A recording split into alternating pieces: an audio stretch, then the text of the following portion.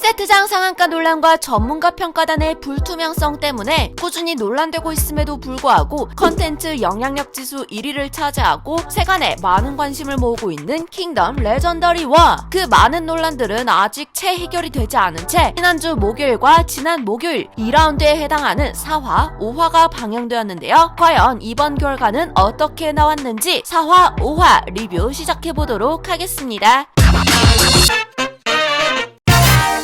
1라운드 당시 경연 전문가 자체 평가 합산 순위는 6위는 SF9이 1위는 에이티즈가 차지하면서 끝났었는데요. 이후 전문가들의 여러 평을 들으며 2라운드를 준비하게 된 킹덤의 6팀. 2라운드는 상대 그룹의 곡을 새롭게 재해석해내서 무대를 만들어 나가야 하는 리본으로 진행되었는데요. 상대 팀을 선택하는 결정권은 바로 순위별로 주어졌었죠. 1라운드 당시 1위를 했었던 에이티즈는 아이콘을 선택해 에이티즈 아이콘 팀 결성. 2위였던 스트레이키즈는 B2B를 선택해 스트레이키즈 B2B 팀 결성. 그리고 자동적으로 더보이즈와 SF9이 결성되었는데요. 2라운드의 첫 무대의 장을 연 것은 바로 SF9. I'm the stiller.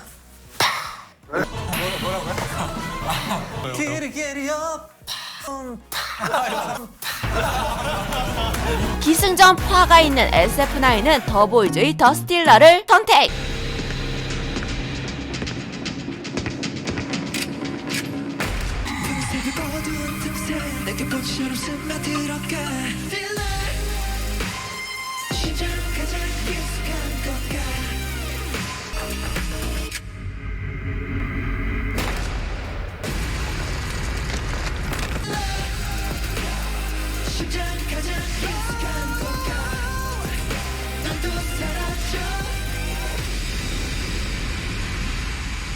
연습생 시절 SF9의 쉽다를 연습곡으로 삼았었던 더보이즈. 최종적으로 그들이 선택한 SF9의 곡은 바로 스쿠의 대표적인 곡이라고 볼 수 있는 O Sole Mio. 라틴팝 분위기를 더보이즈는 어떻게 해석했을까요?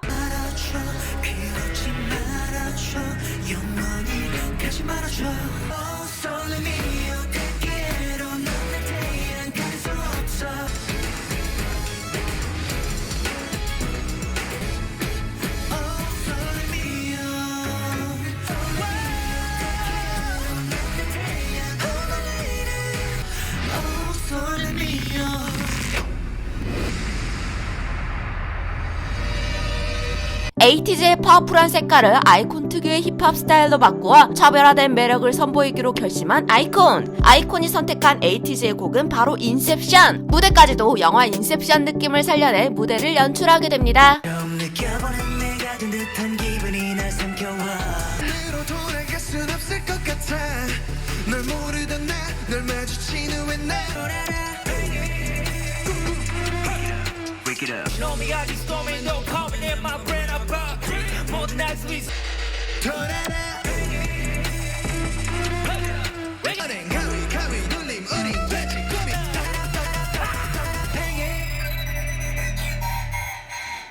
대다수의 멤버들이 아이콘 선배님의 곡을 하고 싶었었던 에이티즈.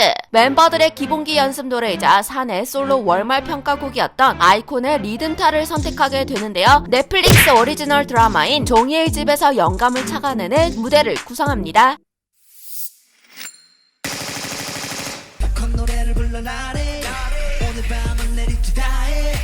이건 그냥 노래니까 리듬타.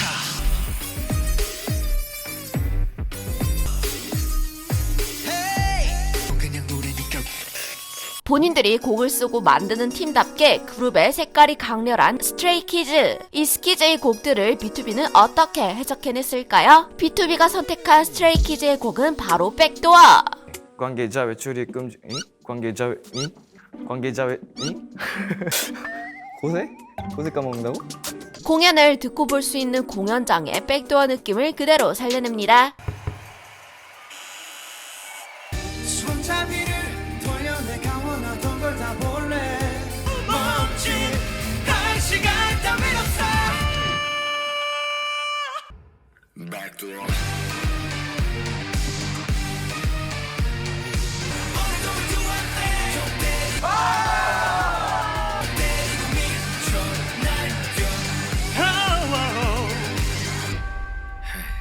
B2B 선배님들의 많은 곡들 중에서도 어렵기로 소문난 기도를 선택한 스트레이키즈. 여태 해본 적 없었던 발성법으로 불러야 하기 때문에 많은 애를 먹기도 하고 녹음에서부터 차질이 있었는데요.